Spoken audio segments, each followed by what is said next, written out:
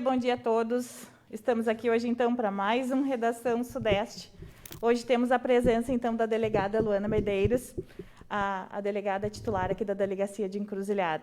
Então, ontem, né, foi deflagrada a Operação Audácia aqui em Encruzilhada do Sul. Foram cumpridos 5 mandados de busca e apreensão com o objetivo de frustrar a prática de delitos de estelionato, falsidade ideológica e falsificação de documentos particulares. Delegada, bom dia. Muito obrigada, né, por estar conosco aqui hoje. Bom dia. Delegada, há quanto tempo esse casal estava sendo investigado? Bom dia, Linai. Bom dia a todo mundo que está nos ouvindo. Essa foi uma investigação que começou há pouco tempo, mas a gente verificou que os investigados já agiam há mais de 10 anos. Em alguns momentos, usando a instituição financeira, em outros momentos, em outros aspectos da vida deles, particularmente. De forma particular também. E há mais gente envolvida nesse esquema do casal? Sim, nós estamos investigando mais pessoas que possam ter envolvimentos tanto nos crimes de estelionato quanto de eventual lavagem de dinheiro. E quais foram os 5 locais que foram alvos da operação? Onde a polícia foi ontem? Que foram 5 locais distintos, né? Uhum. Nós fomos na casa dos investigados, numa casa antiga onde eles moravam, na casa dos pais de um dos investigados e bem como nas 2 sedes da financeira. Das financeiras que são localizadas no centro da cidade. Acho que todos os locais acabam sendo do centro da cidade. No centro da cidade, né? E quanto ao nome da operação, por que a Operação Audácia? Esse nome foi escolhido pela senhora? Sim, sim. Esse nome foi escolhido especificamente porque a audácia foi o que me chamou a atenção do casal. Afinal, nós tínhamos a questão de idosos que não podiam nem sequer, alguns, comprar remédio. Faltava muito dinheiro da aposentadoria deles, que realmente fazia um prejuízo financeiro e psicológico muito grande. E, de outro lado, nós tínhamos os investigados vivendo uma vida de luxo, uma vida de ostentação, de festas, bancadas. A gente sabe que, quem é da cidade sabe que as festas tinham convidados inusitados também, pessoas importantes, tudo bancado por eles. Carro de luxo, a mansão deles, que é uma coisa desproporcional. E a gente também sabe que eles falavam aos 4 ventos para o pessoal da cidade que a polícia nunca ia pegar eles, que eles não estavam nem aí. Então, me chamou a atenção a audácia deles de achar que a lei nunca chegaria para eles. Eles chegavam a relatar, então, para a comunidade de que eles cometiam os crimes, mas que não seriam pegos. Não seriam pegos, e se fossem pegos, teriam para onde fugir, já teriam como se esconder, que não afetaria eles tanto.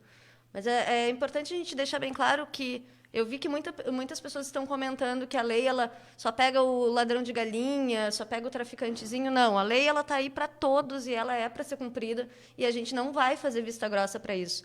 Às vezes parece que a polícia não está investigando e foi o que fez muita gente acreditar nisso, porque em vários momentos vieram para mim e disseram assim, vocês não vão fazer nada?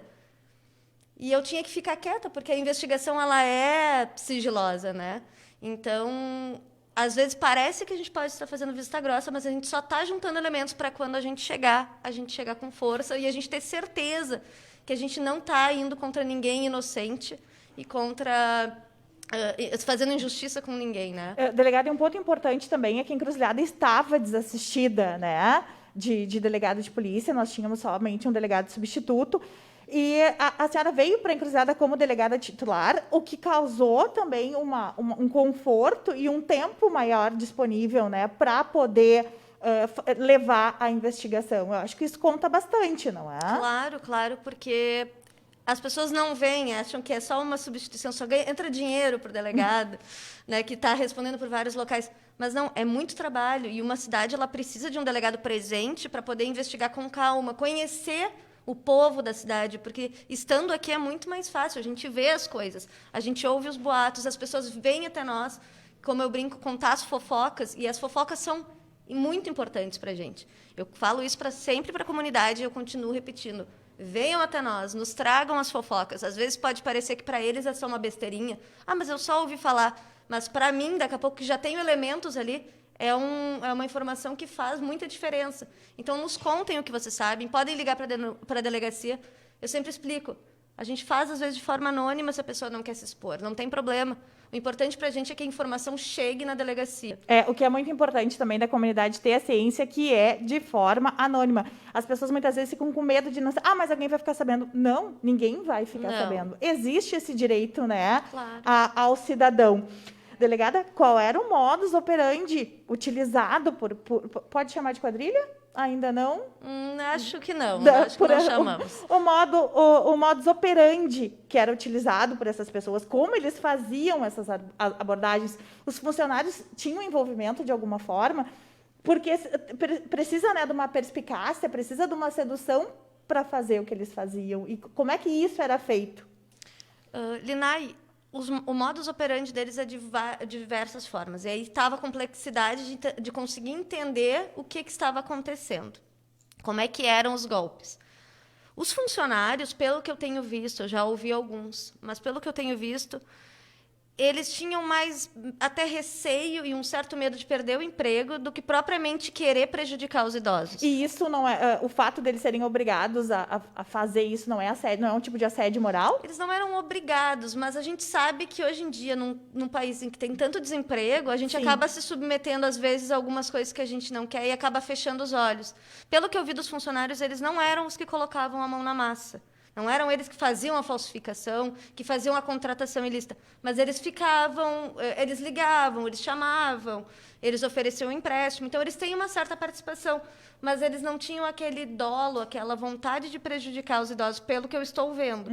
Não me parece que os funcionários tenham isso. Me parece mais que eles estavam trabalhando e teriam um certo receio mesmo de perder o emprego. Mas ainda é cedo em falar que eles não serão responsabilizados de alguma forma. Não, ainda é cedo. A gente ainda está caminhando bastante na investigação, ouvindo bastante gente, mas pelo que dá para apurar, assim, por hora, né, é que é tudo muito inicial ainda. Mas dá para ver assim que a princípio não parece que sejam eles, não seja uma quadrilha, não sejam eles os prejudicados em relação a isso. De outro lado, a gente vê que os investigados tinham participação direta. E que enquanto um era o dono da financeira, o outro, sim, praticava os golpes. E aí a gente vê golpes assim, falsificação de assinatura mesmo. Pegar um contrato, forjar ele e imitar a assinatura. E como é que eles tinham acesso a esse documento? Eles, normalmente, era de clientes antigos. Então, a pessoa já tinha feito algum empréstimo lícito. Após isso, eles começavam a usar os dados e a assinatura eles copiavam de um contrato lícito. Também, em alguns casos que a gente verificou, a pessoa ia contratar, e aí, no meio do contrato que ela estava assinando, porque ela queria realmente, eram colocados folhas em branco. E a pessoa acabava assinando mais papéis do que deveria. E esses papéis, sim, estariam em branco e seriam, então, futuramente completados pelos investigados para fazer uma nova contratação. Vimos também outro tipo de golpe. As pessoas iam receber canecas, mateiras, brindes em geral, na financeira, e quando chegavam lá, tinham que assinar um recibo ou tirar uma foto. E aí, na verdade, elas achavam que estavam só assinando um recibo ou tirando uma foto de cortesia e, na verdade, estavam fazendo uma nova contratação sem saber. Outro golpe ainda que a gente verificou é o golpe da caixa de sorteio. Eles botavam uma caixa de sorteio no meio da financeira e pediam para que as pessoas completassem cédulas com dados e colocassem dentro da caixa. Ao final de 2, 3 dias, eles iam lá, pegavam as cédulas com os dados das pessoas e aí, então, a partir daí, começavam essa tentativa de chamar para fazer empréstimos, aí iam aplicar os outros golpes. E uma coisa importante também que a gente viu, e ontem, quando conversamos com a doutora, é que essas pessoas, na sua maioria, idosos e pessoas com baixa escolaridade. Isso. Digamos, os alvos deles, nesse sentido, eram essas pessoas. Delegada, quantos inquéritos policiais estão ligados a essa investigação, antes dos cumprimentos dos mandados? Quantos inquéritos se tinha no total? Linai, eu tinha 21 inquéritos, tá? Alguns foram reabertos e outros são novos. E ontem mesmo, quando eu estava na delegacia, depois da operação, pelo menos mais 15 pessoas já procuraram a delegacia com novos golpes. Que eles haviam cometido, mas ainda as pessoas não teriam coragem. Não teriam coragem. Ou às vezes nem perceberam, né? A maioria delas, na verdade, já tinha entrado no cível. para pedir só para ser suspenso o empréstimo e tudo mais. Elas não tinham entendido que aquilo era um golpe. E agora elas estão nos procurando porque entenderam como é que era, o que tinha acontecido, que realmente não havia sido um engano. E pelos relatos que tu tiveste, essas pessoas estão conseguindo no cível trancar essas cobranças, trancar essas... Não sei te dizer porque eu não tenho muito acesso aos advogados no cível. Eu fico mais na parte criminal mesmo. Sim. Mas acredito que sim, eu até falei com o defensor público ontem. Eles estão pensando em entrar com uma ação coletiva, né, para todos os prejudicados. O problema é que o momento da pandemia agora está dificultando o acesso das pessoas à defensoria pública, mas assim que voltar, já conversei com ele, nós vamos inclusive vir na rádio e comunicar às pessoas para que procurem, e aí ele vai fazer a atuação no âmbito civil e eu no criminal. Ficamos à disposição aqui para assim que, né, vocês quiserem já passar para a comunidade essas informações, e eu também vou entrar em contato com a defensoria para ver essa questão de se as pessoas estão conseguindo reaver, né, e também auxiliar para quem vê os horários de atendimento. Delegada, qual o maior valor de golpe? E existe também informação de que a avó materna da mulher, né, foi uma das vítimas do casal. Essa informação é confirmada? Olha, Linai, nada ainda é confirmado. Nós ainda estamos apurando. Mas existe, sim, um forte indício de que a avó materna dela foi prejudicada enquanto estava viva, porque hoje em dia é falecida. Pelo casal. Daí teria mais uma investigada junto que participou dos golpes. Nesse caso, o pessoal fala muito em 225 mil, né? O 225 mil seria o valor total de empréstimos que ela teria recebido na conta dela. E que, pelo que as testemunhas relatam, não chegou às mãos da idosa, porque ao final da vida a idosa não tinha mais dinheiro nem sequer para comprar comida. Quem tinha que comprar eram outros familiares, pois a aposentadoria dela, que era de um valor alto, não estava mais sendo suficiente para arcar com os custos dela de vida. Existe outro relato de valor alto dessa forma? De outro valor alto? Para mim, valor alto são quase todos, porque Sim. Existem valores, questão de 9, 10 mil reais, e isso para mim é bastante coisa, né? Sim. Então existem vários casos em que os valores ultrapassam 10 mil reais. Quantas contas bancárias foram bloqueadas ontem? E já se pôde ter a noção do valor? Tinha algum valor, o montante do valor nessas contas? Linai, eu não pude começar a investigação muito antes, a investigação nessa parte mais prática, antes de cumprir os mandados, porque se eu começasse, os investigados iam tomar conhecimento e eles iam desaparecer com os valores que estavam nas contas. Então, ontem eu pedi o bloqueio das contas. Foram 20 contas bloqueadas, mas o judiciário, quando bloqueia, não me diz qual é o valor exato. Isso eu vou descobrir agora, com o pedido da quebra do sigilo bancário. É rastreado pelo CPF, CNPJ isso, do casal. Foram as contas do casal. O Banco Central me dá essas informações. E foram as contas do casal sim, e da financeira. E ontem a gente sabe também que foram apreendidos telefones, documentos, inclusive até a gente viu o carro, né, do casal sendo levado. Por que esses bens, na verdade, a gente sabe que tem certas apreensões que fazem parte da investigação. E o carro, por que o carro foi levado? A minha ideia, Linai, é que se for comprovado que realmente aconteceram todos esses estelionatos, a gente possa ressarcir as vítimas dos valores que elas sofreram. Só que, para isso, eu preciso ter bens. Então, a ideia do sequestro da caminhonete, do veículo deles, foi justamente de resguardar o eventual dinheiro para futuramente ressarcir. E, delegada, a casa que foi uma coisa que chamou a atenção da comunidade, né, até para os padrões do nosso município, que é um município mais humilde, essa casa também pode ser sequestrada de alguma forma para ressarcir? Existe essa possibilidade? Existe. Tudo que for conseguido com dinheiro ilícito, existe a possibilidade de voltar ou para as vítimas ou mesmo para o Estado, para pagar os danos de investigação, de processo. Então, existe sim essa possibilidade. Isso, claro, a gente tem que ter a comprovação de que houve o prejuízo realmente e pode sim haver alienação. E eles tinham bens fora do município? Sim, pelo que nós verificamos na investigação, sim, eles possuem. E aí vai caber depois, ao final da investigação, ver quais bens vão realmente continuar alienados, vão continuar não alienados, e esses sequestrados. Bens fora do município também foram sequestrados, também? Sim, na verdade, eles não. Alguns bens de fora do município não foram sequestrados, mas eles já estão na lista dos possíveis e eles não podem vender esses bens justamente porque a justiça coloca uma indisponibilidade, né? Mas eles podem continuar usando. O uso pode ser feito. Continuar, e a questão das financeiras, das lojas, do comercial, pode continuar funcionando? Não, o Poder Judiciário determinou a suspensão até o final das investigações. Após as investigações, ele renova essa suspensão ou então ele libera, dependendo da qual conclusão que for chegado. Então, as 2 financeiras agora estão suspensas.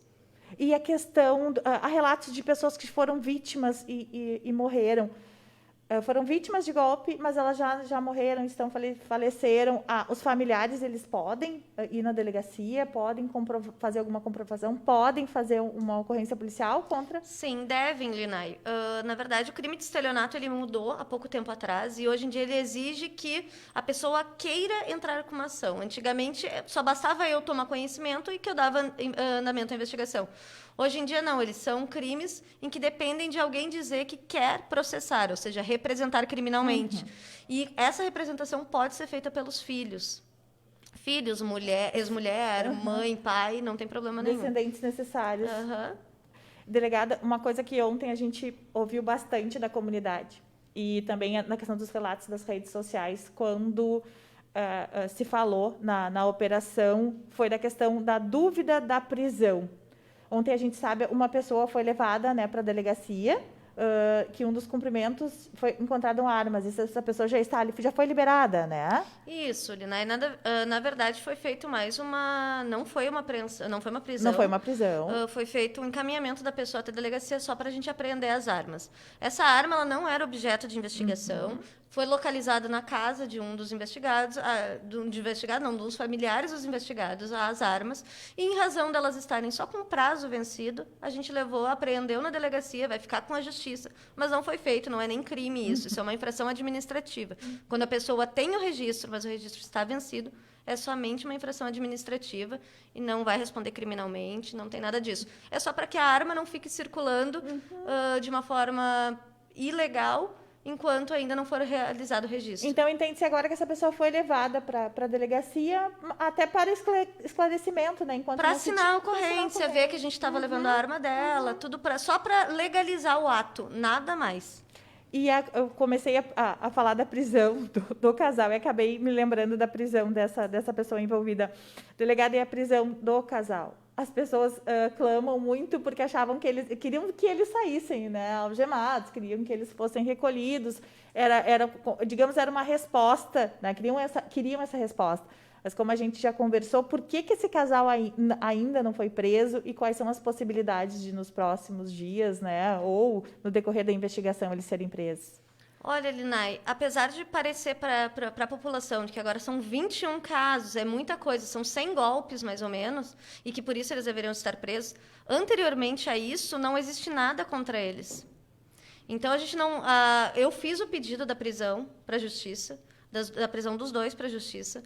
Entretanto, a juíza, e aí, de um ponto de vista jurídico mesmo, ela analisando a lei, ela entendeu que como eles não tinham os antecedentes ainda, e como estamos numa época de Covid, em que os presídios estão sendo afetados muito grande, as pessoas estão pegando em massa a doença, ela entendeu que, por hora, eles não deveriam ficar presos.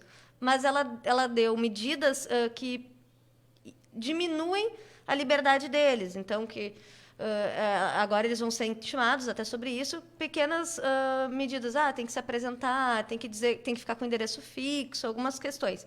E ela deixou bem claro ali na decisão que se tomasse conhecimento de novas infrações praticadas por eles, então a partir de agora, se eles praticarem novas infrações, e aí peço auxílio da comunidade de novo para que me avise, aí sim, então eles poderiam ter a prisão decretada, porque ela está dando uma chance, digamos assim. Então, se eles praticarem novos crimes, e aí podem me comunicar, então, aí eu comunico à juíza, acredito que a prisão seja expedida.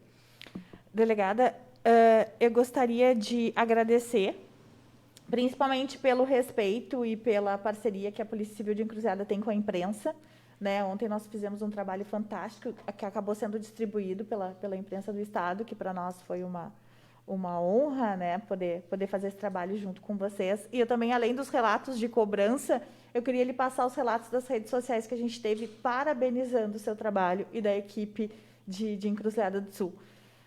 Nós estávamos carentes dessas respostas, né? A comunidade estava carente dessa resposta que foi dada ontem, como outras que a gente sabe que existem investigações. Então, eu quero lhe agradecer em nome da comunidade e lhe repassar isso, que o seu trabalho está sendo exemplar na nossa cidade, já tem o reconhecimento da população e da falta que a sua pessoa, que o seu cargo fazia para a nossa comunidade, para nós, que é uma comunidade que estava carente, né? Uma comunidade que a senhora sabe que tem todas as dificuldades que tem, o fato de ter uma delegada titular para que representar muito para a gente. Eu queria que a senhora tivesse noção do quanto é grande a sua presença aqui no município para nós e do quanto as pessoas estão sendo gratas por isso. Para a gente finalizando, eu sei que a delegada tem outro compromisso. Agora, o que acontece da investigação? Tem mais alguém para ser ouvido? Quais são os andamentos dos próximos dias? Primeiro, quero te agradecer também. A imprensa foi incrível. Vocês foram maravilhosos ontem. Agiram com total respeito, foram incríveis, imparciais, completamente maravilhosos. Obrigada. E agradecer à comunidade também de Encruzilhada, que me acolheu tão bem. Eu me sinto muito bem aqui e é uma honra para mim fazer esse trabalho junto à Encruzilhada do Sul. Quanto às investigações, nós vamos seguir. Agora tem bastante trabalho pela frente, nós temos bastante material apreendido para analisar e bastante pessoas para ouvir. E, novamente, a comunidade, se souberem de alguma coisa e tiverem algo para compartilhar e para colaborar, nos procurem, que a gente pode fazer a questão da denúncia anônima, não tem problema, a gente vai ouvir e tentar entender e aprimorar a nossa investigação. A gente não fica esse apelo, né, por parte da Polícia Civil para que a comunidade encruzilhadense faça a denúncia, procure através do 197, do 3733-1042, tem uma lista de telefones úteis no topo da página do Jornal do Sudeste que pode ser acessada e conversar com a Polícia Civil. O anonimato é garantido e, às vezes, a comunidade pede resposta, mas a comunidade também precisa dar um embasamento, dar um apoio, né, para que a polícia faça o seu trabalho. Delegada, muito obrigada. O microfone do Sudeste fica aberto aqui para vocês, para qualquer manifestação, até mesmo um aviso da comunidade. Muito obrigada. Eu que agradeço. Obrigada e boa tarde. Bom dia a todos. Bom dia, gente. Logo em seguida, a gente volta com mais um Redação Sudeste.